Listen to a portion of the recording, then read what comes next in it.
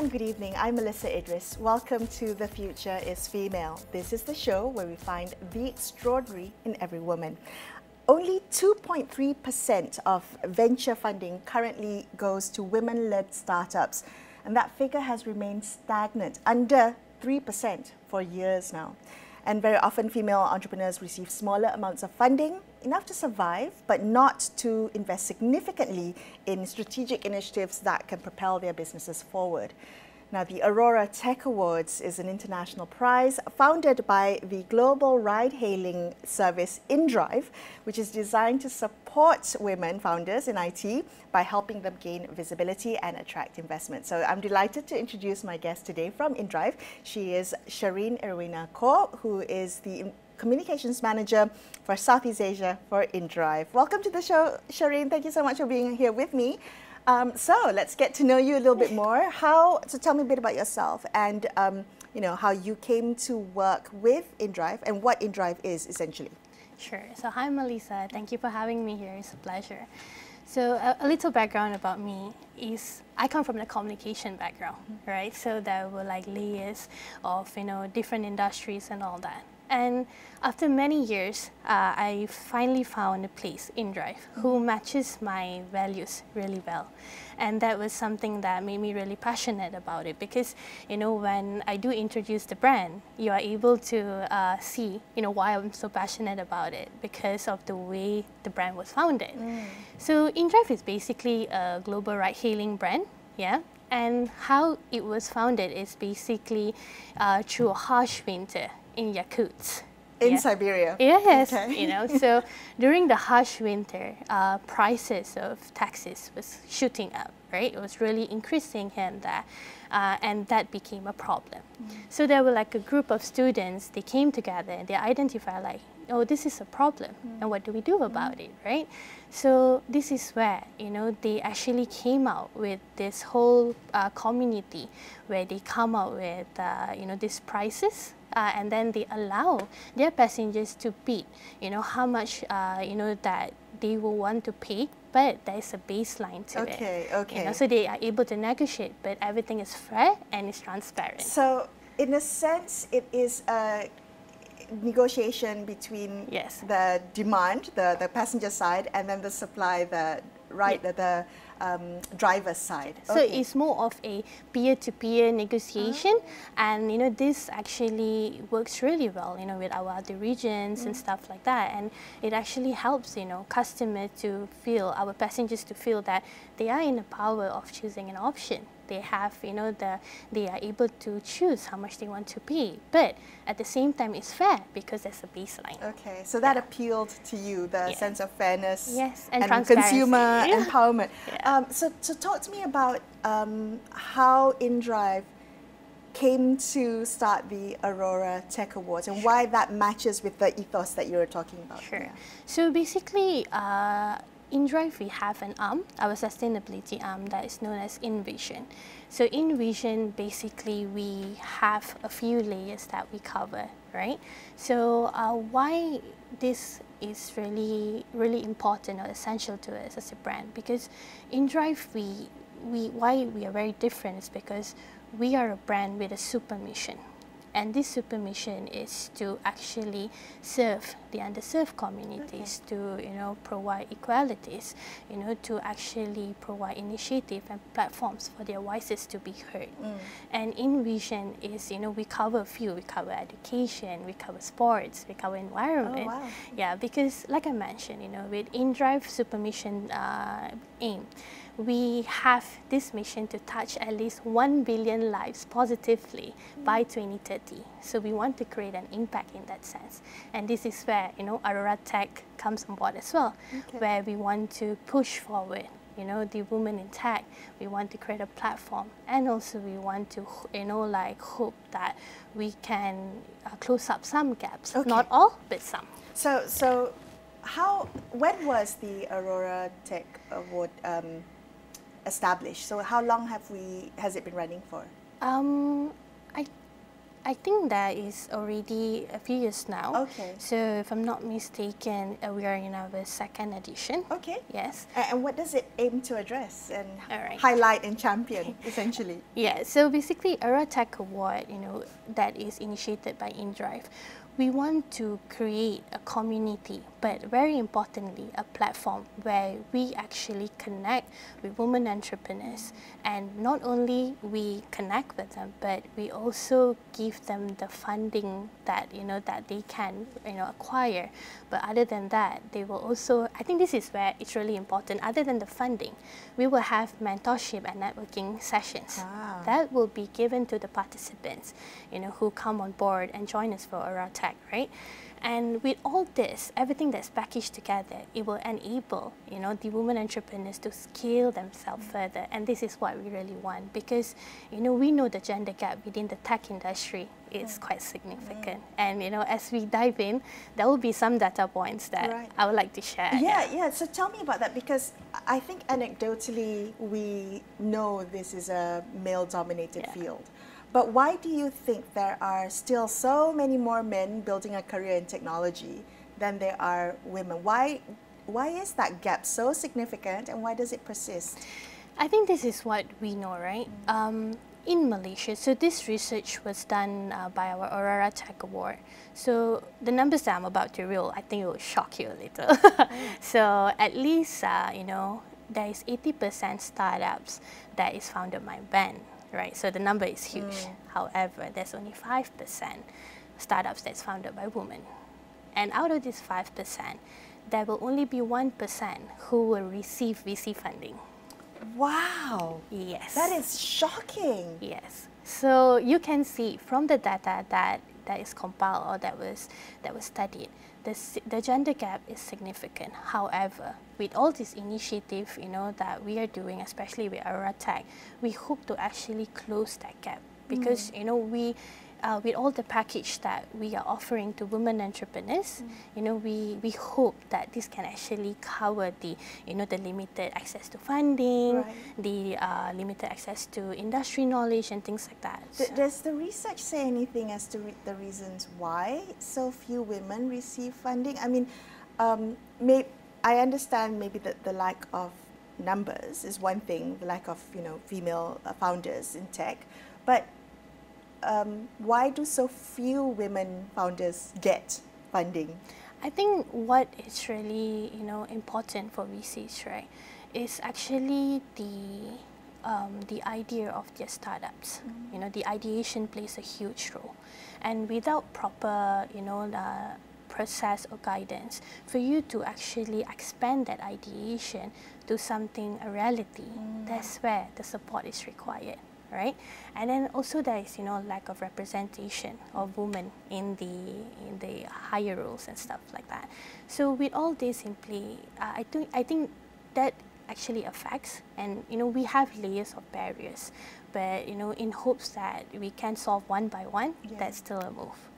Right. So when you say that there is the kind of gender gap in not just creation, but also the scaling up of ideas of startups, how specifically does Aurora Tech address that? How does it help support the potential of emerging women entrepreneurs? Okay. So one thing about Aurora Tech, right, it is really unique because we have this process that we design it really well, where we actually go through and we look into the promising ideas that women entrepreneurs has, from their idea to their strategy, or let's say if they're an early stage entrepreneur, we review and evaluate them really closely. And then from that, we will then proceed picking 100 participants where we will get them to pitch their idea to us. And this is really important because I think exposing early stage entrepreneurs is essential to these pitching sessions, because this is where you are selling your idea, you are selling what you hope for the future, and you are actually positioning yourself in the tech industry, often where we are understood as the male-dominated industry, right? So through all this, after the pitching session takes place, and then all the selection reviews, everything has been done, we then will pair the finalists with industry mentors. So this is where it gets really interesting, because this is where the support, the process, the guidance is provided. So when they are paired with industry mentors, they are actually going to be working alongside really closely for about 2 and 2.5 months. They will get strategic advisories, they will get leadership development, they will get personal development. Right. So if you have an operations, how do you expand it, how do you scale it, they are guided in that sense. So you can see, like with the funding, with the resources, and also pushing them out to the proper networking group that we have to offer, that open doors of opportunities. Yeah, no, I think that's absolutely right. The mentorship and the professional networks really, it can make or break an entrepreneur's success, right? Yes. So, I mean, have you seen this in practice? I mean, when you think about the importance of, that inDrive has recognized, is the importance of having that kind of support. So it's not just kind of financial support, but it's also mentorship and essentially helping open doors and guidance, right? Yeah. So I think just like what you mentioned, right? It is really important. It's a make it or break it, and that's why Aurora Tech Award, we identify this. We see these challenges, we see these barriers, and during this session is where we will introduce women entrepreneurs to the resources they require, to the industry knowledge that they need, so that they are able to see and scale things better than what they already know or understand in that sense. So networking and also mentorship plays a huge role. So you mentioned funding as well. What is the funding like? So someone who might, say, win the Aurora Tech Award, what does that look like? All right. So basically, our participants, they stand a chance, to win a significant prize fund, right? So it starts with the highest of $30,000, and then with the most minimal of $10,000. Oh, wow. So these prize funds that actually, the participants win, they actually can use this to make their idea their reality, or what they can do is they can scale their operations further. So because they already have the resources, the mentorship, and once they receive this prize fund, they actually can enhance themselves to another level. Yeah. Yes. Which is something that I have also noticed in the course of my work when I talk to women founders, especially in tech.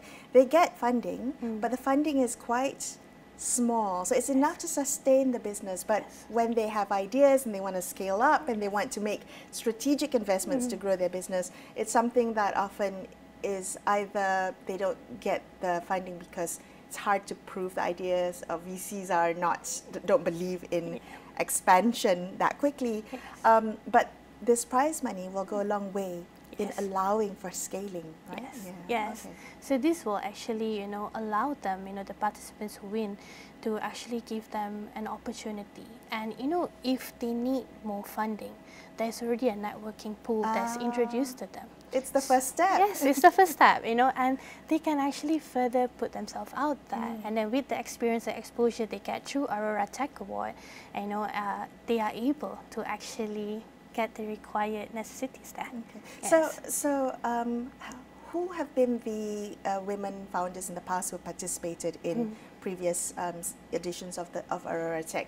What have been their experiences? What have you observed about them going through this process? Okay, so basically this Aurora Tech Award has created a huge impact, right? So we have a winner from Africa. So she's the founder of Emergency Response of Africa, ERA. It's known as ERA. So ERA is a healthcare technology that is created to do an outreach to people in need in Nigeria. So upon winning the prize fund, what she did, she scaled her infrastructure of her healthcare, and she was able to even reach out to more people in need, and this actually creates impact. And not only she was, able to do that, she was even able to scale her operations further. Wow. And this kind of impacts actually, makes us really proud of Aurora Tech Award, because like I mentioned, we are closing the gap slowly but surely.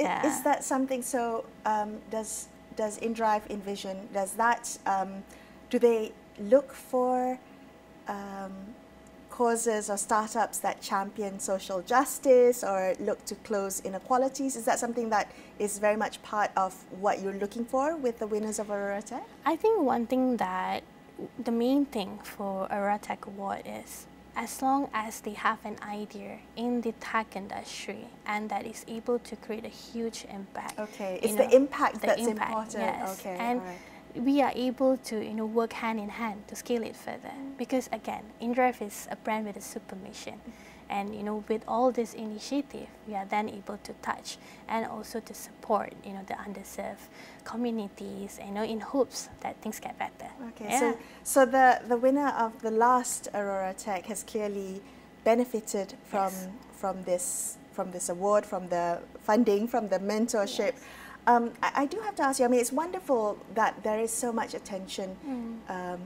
well, there is increasingly more attention being given to women in tech, but there's also concerns that initiatives like this, while very beneficial for women, sometimes it risks reinforcing a perception that women need special help, women need more efforts and support to succeed in tech. How do you avoid doing that? Because how do you avoid that narrative overtaking the good work that you're doing? Actually, that's a very good question there, Melisa. So I think what's really important is, when we are creating initiative or platforms for, women in tech especially, right? This is where how Aurora Tech is designed. We actually go through the ideas.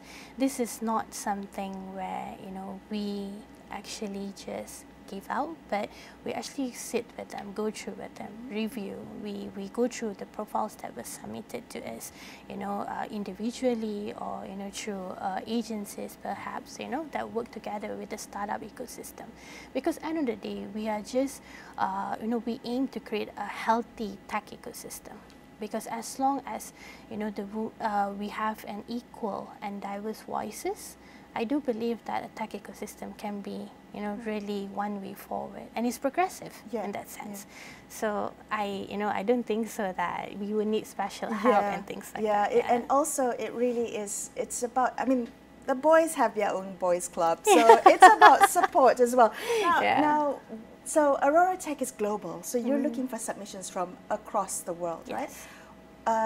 If we were to focus in Malaysia and Southeast Asia, what is it that you're observing as you look around the region in the tech space? Where are the gaps? What are you seeing in terms of opportunities even for women in tech? Are you seeing a lot of exuberance, I would say, from women regionally about wanting to build a career in tech, build a startup that's scalable and impactful? I think, like this year, we really would love to encourage, Malaysian women entrepreneurs to come on board, participate this award, because, like you mentioned, this is a whole global submission. And, being Malaysian myself, I do have a special agenda, right? So I would do, encourage women entrepreneurs from Malaysia to participate, because this Aurora Tech Award can really scale someone further. And this is something where we hope that we can, maybe this year or next year, we can have a local winner, perhaps, that we can share her story, right? So other than that, in terms of digital economy for Malaysia, it's very promising. We have tremendous opportunities out there, for women to tap on, and for us to, even break stereotypes, take up leadership roles, But it's just that I mentioned the layers of barriers, the funding, limited access to funding, the resources, and also the really important thing is the opportunity. So once the woman has given the opportunity for them to actually, explore, and also execute their idea, I think that would be wonderful, because at the end of the day, it will be a ripple effect, contributing to the country's economy and also help the GDP to grow. Yeah, definitely, definitely. Okay, so talk to me about the process, because it's a long process. It's not a quick one. It's not like submit and then tomorrow you get shortlisted and then it's a gala dinner and somebody's decided.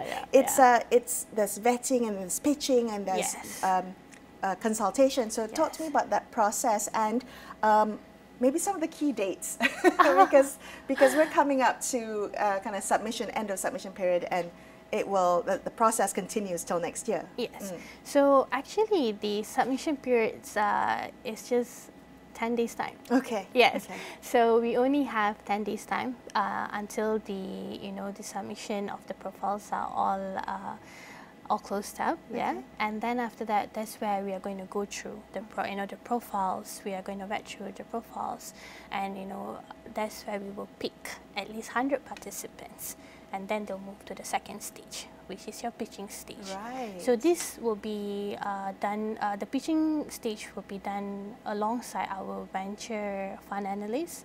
So all this will be, like they will need to pitch to the real VCs and stuff like that, right? It's real world experience. Real world experience. Yeah. It's hands-on experience, right? So that's why I said that it's really invaluable for early stage entrepreneurs. It gives them the platform for their voices to be heard. Okay. All right. So when we think about how to participate, do you have any, can you give us an idea of how would someone who's watching tonight participate if they're interested in participating? What do they have to do? All they have to do is visit our website, auroratechawards.com, and then that's where there is the submission page. You can go through the submission page and then the informations and everything. And if you're from Malaysia and you require more information, do reach out to inDrive on Instagram or Facebook, and then we will direct you through. Yes. So, when you think about working with inDrive and essentially wanting to empower women within the tech space, what is it that you are hoping to see, particularly with Malaysian female tech founders? How do you see the future of it? I think one thing that I really hope to see is the numbers growing. Okay. This is something that I see think more quantity. Yeah, more quantity, right? Because I think the number is huge. The gap between two genders. It was a shocking figure. It's a shocking figure, right? So we hope that with such initiatives, with Aurora Tech Award and all that, we are able to at least close the gaps. Maybe increase 1% a year, perhaps. That's a hope, right? And and with this, we also wish that women entrepreneurs get the appropriate support and opportunity that they deserve, especially in the Malaysia landscape. Yeah, yes. Definitely. Well, thank you so much for speaking with me about this, and I'm very excited to see who will take the win this edition, but also hope to see a lot of Malaysian submissions coming in for Aurora Tech. Thank you so much, Shaerine, for being on the show and telling me all about Aurora Tech. I appreciate your time. Thank you. That's all we have for you on this episode of The Future is Female. I'm Melisa Idris signing off for the evening. Thank you so much for watching. Good night.